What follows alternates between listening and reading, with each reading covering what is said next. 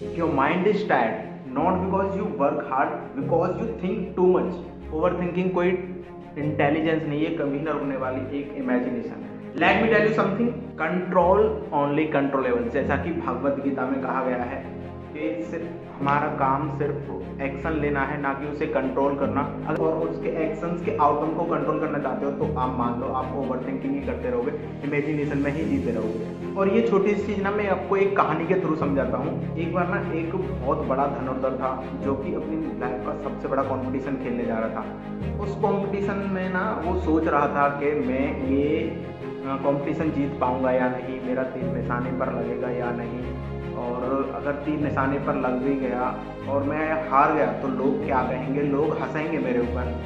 जैसा जब तक वो इन चीज़ों को सोचता उसके ना हाथ पैर कांपने लगते थे, उसको पसीना आने लगता था। उसी टाइम वहाँ पे एक आचार्य आते हैं, उसके पास आकर उसे बोलते हैं, उसके पास आकर उसे सिंपल बोलते हैं, यहाँ तुम तीर चलाने आए हो या हवा को कंट्रोल करने। बहुत देर तक वो धनुर्धर उस चीज को समझ नहीं पाया। फिर से आचार्य उसके पास आए और बोले तुम्हारा कार्य सिर्फ तीर को कमान पर लेना है और उसे छोड़ना है। छोड़ने के बाद तुम्हारा तीर कहाँ लगेगा, कैसे लगेगा, क्यों लगेगा, ये तुम पर डिपेंड नहीं करता, ये डिपेंड करता है हवा पर। और उसी पल ना उस धनुर्धर को समझ में आता है over think is not a solution.